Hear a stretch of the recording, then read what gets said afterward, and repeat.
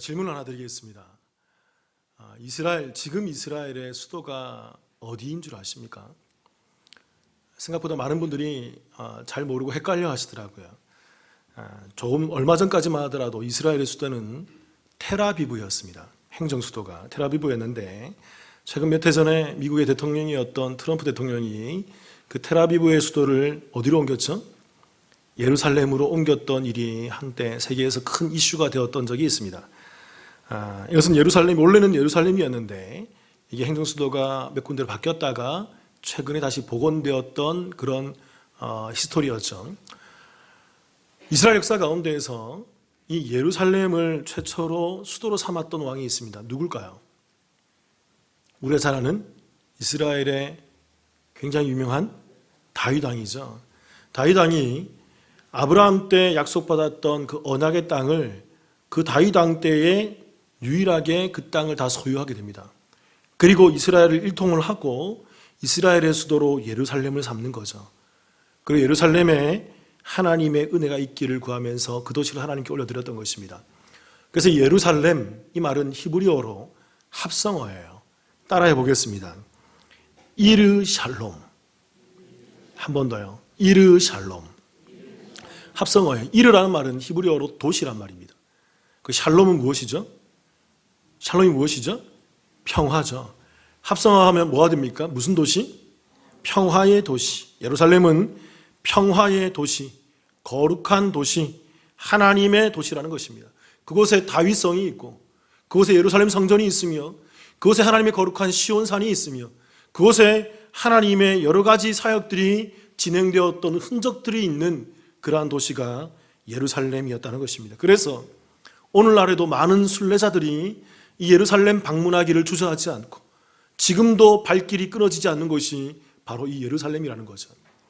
그러면 질문 하나 더 드려볼게요, 여러분. 다윗의 후손으로 오시는 예수님께서 예루살렘에 오시는 게 더 적절하지 않을까요? 그렇게 생각해 보신 적이 없습니까? 어떻게 보면 성경상에서 가장 중요한 도시 중에 하나였던 이 예루살렘에 예수님께서 태어나는 것이 좀 더 자연스럽다고 생각지 않으십니까? 저는 그렇게 생각했어요. 예루살렘에 주님 오시는 게 좀 모양새가 좋고 좀 더 의미가 있지 않을까요? 그런데 예수님께서는 그 평화의 도시, 역사와 흔적이 많이 있는 도시, 하나님의 손길이 많이 임했던 그 도시였던 그 예루살렘에 임재하지 않으시고 어느 도시에 태어나실까요? 베들레헴에 태어나는 것입니다. 제가 말씀 읽어드릴게요. 오늘 본문 말씀 4절부터 6절까지. 왕이 모든 대제사장과 백성의 서기관들을 모아 그리스도가 어디서 나겠느냐 물으니 이르되 유대 베들레헴이오니 이는 선지자로 이렇게 기록된 바 또 유대 땅 베들레헴아 너는 유대 고을 중에서 가장 작지 아니하도다. 내게서 한 다스리는 자가 나와서 내 백성 이스라엘의 목자가 되리라 하였음이니이다. 이 말씀은 구약성경 미가서의 말씀을 인용한 구절이에요. 예수님 태어나기 700년 전에 이미 그 예수님 메시아가 베들레헴에 태어날 것을 예고했던 그런 예언의 말씀이었던 것입니다. 그리고 예수님은 실제로 이 베들레헴에 임하고 태어나셨다라는 거예요. 그렇다면 여러분 이런 의문이 드는 거죠. 이 베들레헴이 과연 어떤 곳이기에, 이 성경상에서 이 베들레헴이 갖고 있는 의미가 무엇이기에 이 땅에 메시아로 오시는 그 예수님께서, 하나님이신 그 메시아가, 하나님이신 예수님께서 이 땅에 메시아로 오셔서 이 베들레헴이라는 이 작은 도시에 탄생하는 곳일까요? 베들레헴은 성경에서 어떤 도시일까요? 첫 번째로 따라해 보겠습니다. 라헬이 죽은 장소. 너무 소리가 작아서 한 번만 더 하겠습니다. 라헬이 죽은 장소. 창세기 35장 19절에 보면 이런 말씀이 있어요.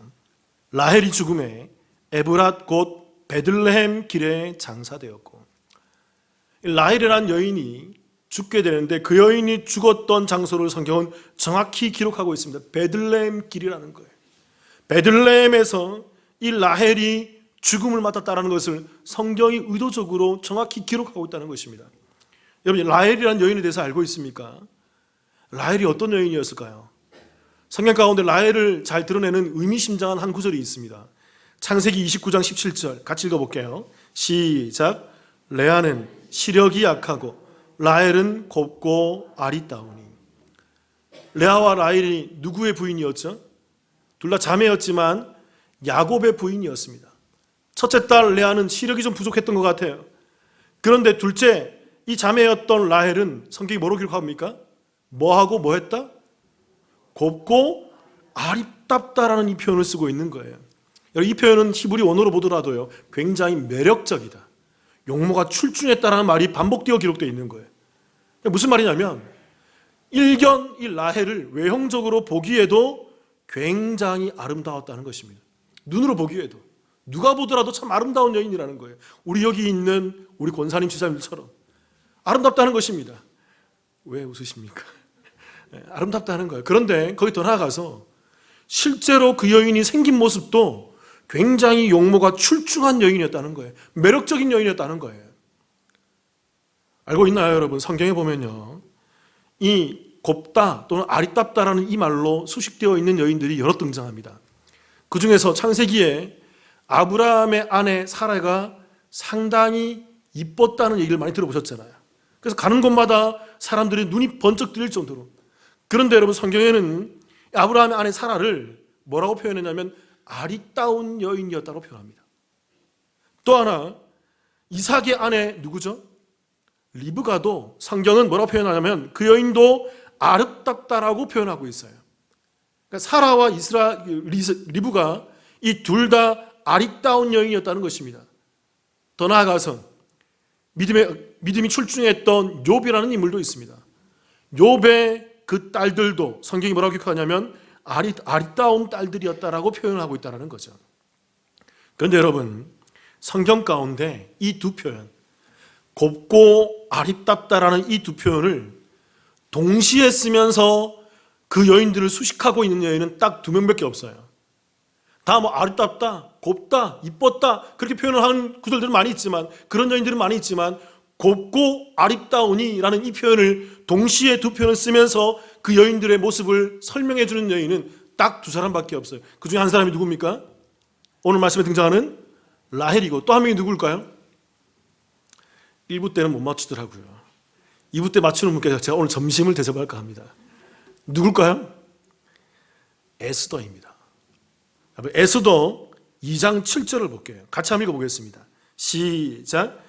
그의 삼촌의 딸 하다사 곧 에스더는 부모가 없었으나 용모가 곱고 아리따운 처녀라. 그의 부모가 죽은 후에 모르드게가 자기 딸같이 양육하더라.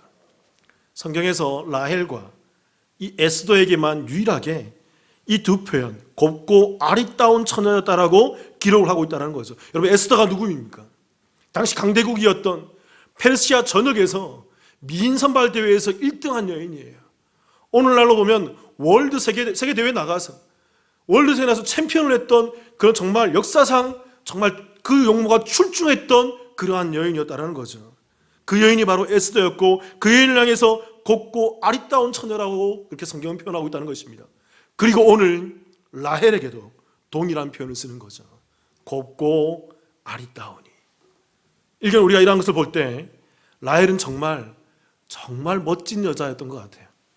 정말 고운 여자였고 누가 보더라도 참으로 용모가 출중했던 그런 여인이었던 것 같습니다. 그러나 여러분, 라헬에게서요, 그녀에게서는 용모가 곱고 아리따운 것 외에는 어떤 좋은 모습도 찾을 수가 없어요. 성경을 보면 라헬에 대해서 표현할 때 라헬은 어떤 모습을 비춰지냐면, 용모는 이쁘고 용모는 아리따웠고 고운 여인이었지만, 참 출중한 여인이었지만, 그래서 그 야곱이 그 라헬을 얻기 위해서 수십 년 동안, 그렇게 십몇 년 동안 고생할 만큼 그 여인을 위해서 헌신할 정도로 이쁜 여인이었지만, 이 라헬은 성정이 이기적인 여인이었어요. 굉장히 질투심이 많은 여인이었어요. 그 언니 레아와 함께 자녀를 낳기 위해서 늘 분쟁하며 다투며 늘 이 집안 가운데 소용돌이의 중심에 있던 인물이 바로 이 라헬이었다는 것입니다. 라헬의 그러한 그 행적 가운데 이런 일이 있었죠. 야곱이 그 장인 그 라반의 집에서 나오게 될 때 아버지 라반의 집안에 있던 그 이방신이었던 우상이었던 무엇? 드라빔을 훔쳐 나온 여인이 누굴까요? 라헬이었어요.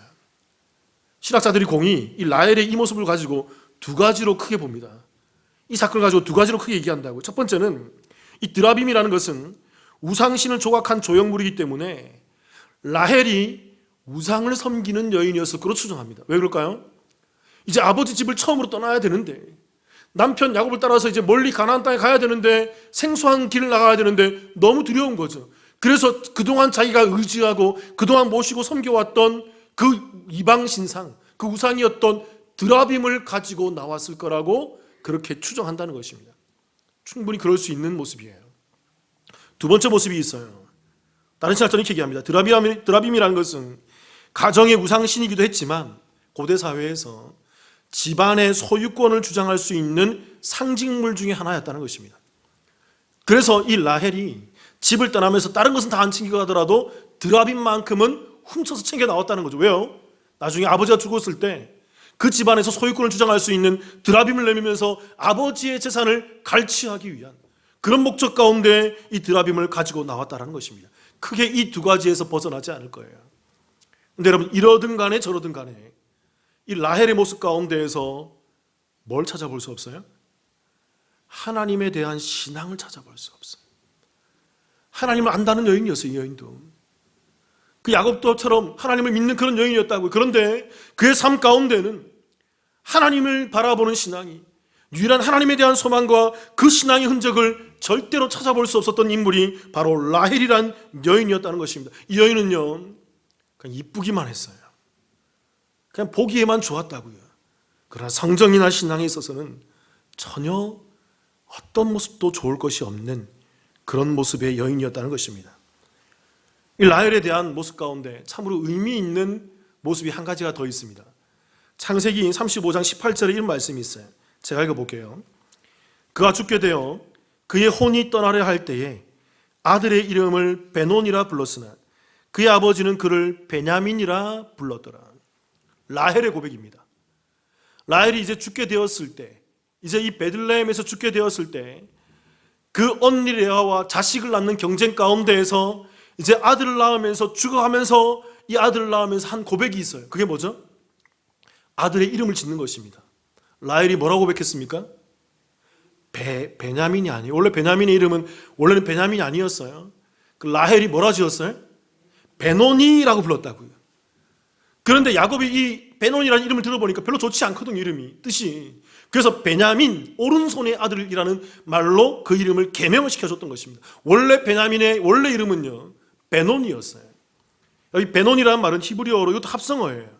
벤이 아들이란 말이고 논이라는 말이 슬픔, 불행, 나쁜이라는 의미예요.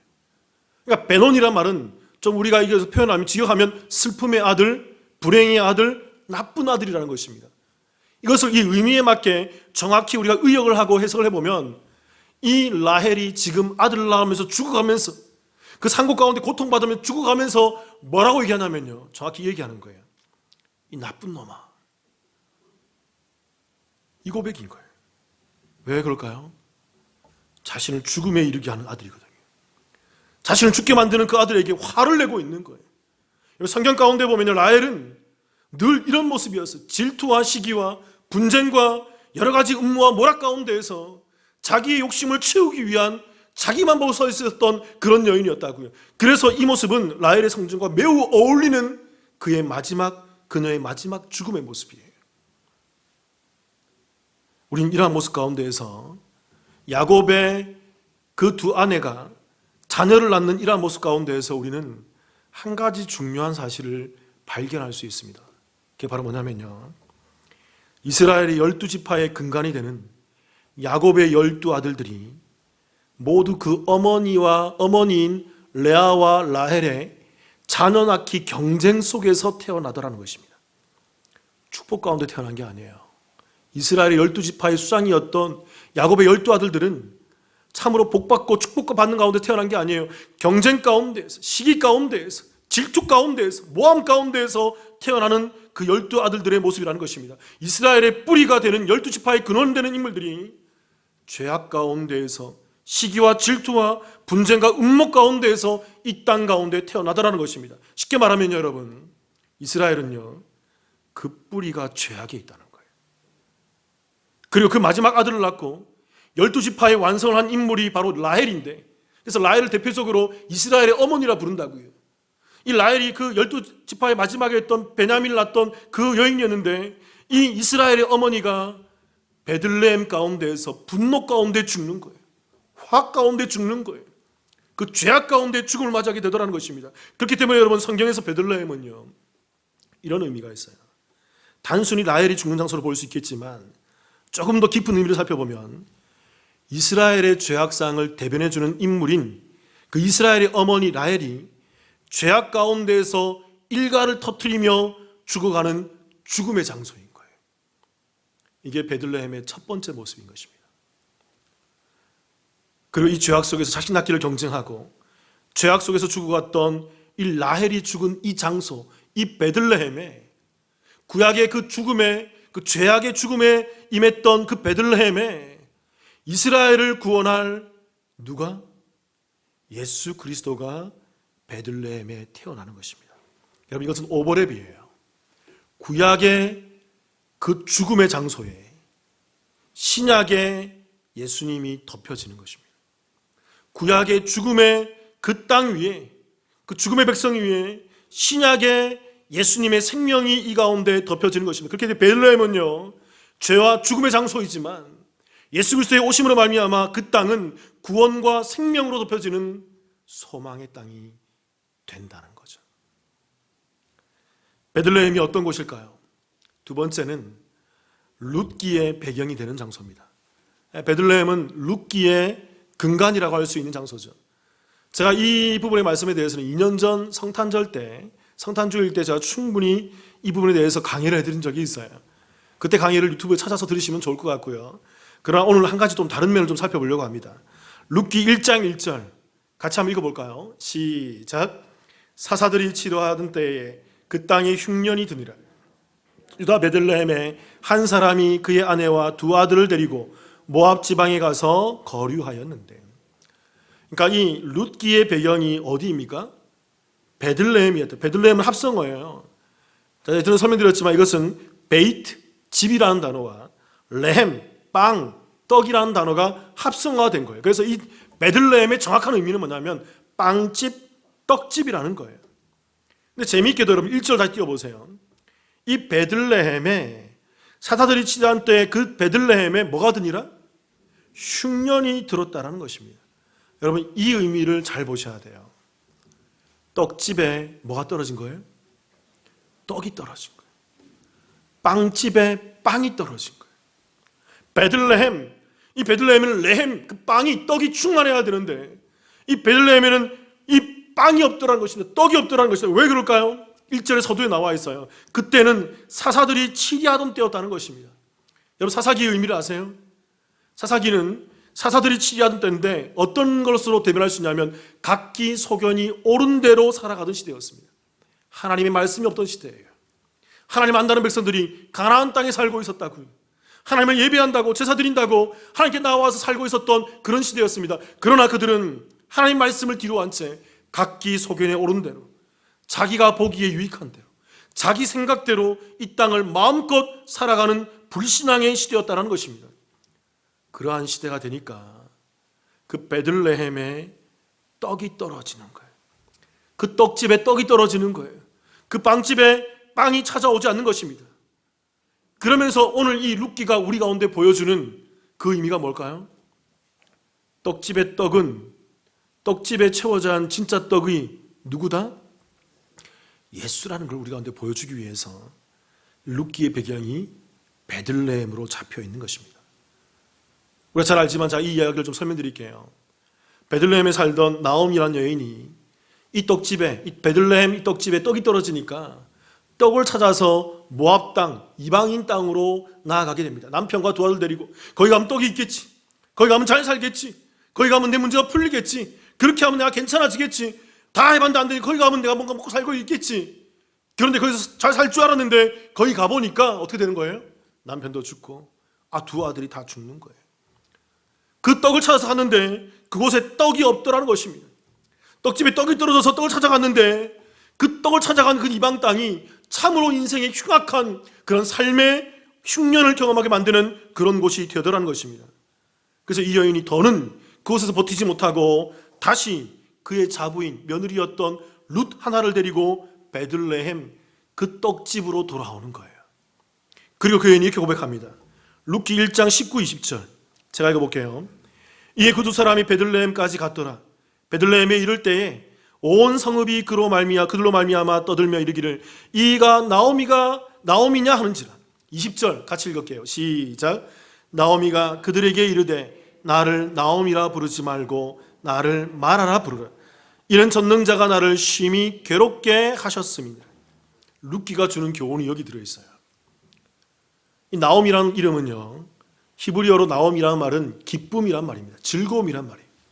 이 여인은 기쁨을 찾아서, 즐거움을 찾아서, 만족을 찾아서, 행복을 찾아서, 그 떡을 찾아서, 빵을 찾아서 그렇게 이리저리 굴러다녀봤지만 그곳에 빵이 없더라는 것입니다. 떡이 없더라는 거예요. 기쁨이 없더라는 것입니다. 즐거움이 없더라는 거예요. 많이 가봤지만 거기는 인생의 쓰디쓴 괴로움만이 가득하더라는 거예요. 그래서 그가 돌아와서 베들레헴에서 자기를 뭐라 부르라? 마라. 마라의 의미는 쓴, 괴로운, 슬픔이라는 것입니다. 내가 살아보니까 이 땅에 어디 가더라도 슬픔밖에 없더라는 거예요. 내가 살아보니까 이 땅에 어디 가더라도 다 지옥과 같은 괴로움과 쓴뿌리가 가득하더라는 것입니다. 어디에도 만족이 되지 않더라는 거예요. 그래서 그 여인이 얘기하는 것은 나는 나오미가 아니라 나는 마라라 불러라. 우리의 인생이 이렇다고요, 여러분. 우리의 삶이 그렇다고요. 그리고 이 베들레헴의 떡집으로 돌아온 나오미는요, 그와 함께 돌아왔던 그 며느리, 그 룻을 통해서 회복을 경험하게 됩니다. 여러분, 이스라엘 백성 가운데 고엘 제도라는 게 있습니다. 이 고엘 제도는 이스라엘 전통 가운데에서 우리 친척집이 어떤 한 집이 어려움을 당하거나 힘든 일이 있으면 그 가까이 있던 다른 친척들이 그 어려움을 보상해 주는 제도예요. 이걸 고엘 제도, 가알 제도라 그래요. 그래서 이 어려움을 겪고 있던 이 마라, 이 나오미에게 이 룻이 찾아와서 그 어려움을 겪고 있는데 이 가정에게 누가 다가오냐면 가장 가까웠던 인물 가운데 한 명이었던 보아스라는 인물이 찾아와서 이 마라로 살아가는 나오미에게 도움을 주는 것입니다. 나오미가 어떻습니까, 여러분? 나오미는 이제 대가 끊어졌어요. 남편도 죽고 아들도 죽고 이제 나오미에 대해서 끊어지는 거죠. 이제 더 이상 소망이 없는 것입니다. 유일하게 하나 있는 것이 며느리였는데 이 며느리 룻을 그 나오미의 친척 중 일족 중 한 명이었던 보아스가 아내로 맞아줘서 이 보아스가 나오미의 아들로 입적이 되는 것입니다. 그래서 나오미의 집안을, 나오미의 가게를 이어가게 만들어서 나오미가 이 룻과 보아스를 통해서 다시 회복되고 다시 괜찮아지는 그러한 삶을 살게 되는 것이 바로 이 룻기의 정확한 의미라는 것이죠. 그래서 룻기는 이런 거예요. 떡집에 떡이 떨어져서 나오미에서 마라로 전락한 여인에게 누구라는 참떡? 보아스라는 참떡이 주어지자 그녀가 회복되었다는 내용인 것입니다. 그럼 보아스가 누구를 대표할까요? 바로 예수 그리스도를 의미하는 거죠. 히브리어로 고엘, 이 가알이라는 말이 구속하다, 구원하다, 몸값을 지불하다라는 의미가 있어요. 이스라엘 전통 가운데 있었던 일이지만 이 전통에 정확히 예수 그리스도를 통해서 구원받게 되는 그 백성들의 의미가 이스라엘 전통 가운데 들어가 있고 남아있더라는 것입니다. 그러니까 룻기는요, 보아스로 대변되는 예수 그리스도의 이야기이고 이 베들레헴의 떡집에 참떡이 누구인가에 대한 이야기가 바로 이 룻기의 정확한 의미라는 것입니다. 그래서 룻기 그 마지막에 있는 이 기록을 한번 봅시다. 이렇게 끝나요. 룻기는 룻기 4장 21절 22절 같이 한번 읽어볼까요? 시작. 살몬은 보아스를 낳았고 보아스는 오벳을 낳았고 오벳은 이새를 낳았고 이새는 다윗을 낳았더라. 룻기의 맨 마지막에 나오는 구절이 이렇게 이상하게 끝나요. 이상한 족보로 끝난다고요. 떡집에 떡이 떨어졌다로 시작하고 마지막에 다윗 왕이 나왔다로 끝나요. 뭘 얘기할까요, 여러분? 다윗 왕의 증조부모가 누구라고요? 다윗 왕의 증조부모가 누구였다고요? 보아스와 룻이었다고요. 룻은 이방 여인이었습니다. 상처한 여인이었다고요. 재혼한 여인이었다고요. 순수한 이스라엘 혈통이 아니었다고요. 죄 많은 이방 여인으로서, 모압 여인으로서 도저히 이스라엘 편성할 수 없었던 여인이었습니다. 그 여인이 편성돼 들어와서 이스라엘의 위대한 왕 다윗 왕의 혈통이 되는 그 일을 우리 가운데 보여주고 있다는 것입니다. 그리고 이 다윗 왕의 혈통으로 신약에서 이 땅에 누가 오시는 것입니까? 예수 그리스도가 오고 있다는 거죠. 그래서 여러분, 룻기를 구약의 복음서라고 신학자들이 불러요. 구약에 있지만 정확히 예수 그리스도를 예표하는 복음서라는 것입니다. 성경은요, 이 땅의 참떡이 무엇인지를 말해주고 있어요. 우리에게 필요한 참떡이 뭘까요? 저와 여러분에게 필요한 진짜 떡이 뭘까요? 이 세상도 아니에요. 명예도 아니라고요. 혈통도 아니라고요. 내가 살고 있는 집도 아니라고요. 내가 타고 다니는 자동차도 아니라고요. 내가 누리고 있는 여러 직분도 아니라고요. 마라와 같은 우리 쓰디쓴 인생 가운데 이 땅의 참떡으로 오는 누가 참떡이죠? 예수 그리스도가 참떡인 것입니다. 떡이 떨어진 떡집에 필요한 참떡은 예수 그리스도가 유일한 거예요. 그 예수 그리스도를 만나고 그 예수 그리스도를 경험하는 자들이 베들레헴, 마라와 같이 쓴 인생을 사는 이 땅 가운데 참떡으로 오는 예수님으로 말미암아 회복을 누리게 되는 거라고요. 그게 성경의 이야기라고요. 여러분, 제가 질문 한번 드려볼게요. 매주 드려지는 예배나 여러분들이 자주 읽는 이 성경을 통해서 우리는 무엇을 보고 무엇을 들어야 될까요? 우리가 보아야 될 분 누구죠? 성경에서 예수 그리스도. 우리가 들어야 될 분 누구죠? 예수 그리스도. 성경에서 다른 것 듣고 다른 것 찾으려고 그러지 마세요. 마음의 위안 그런 거 하지 마세요.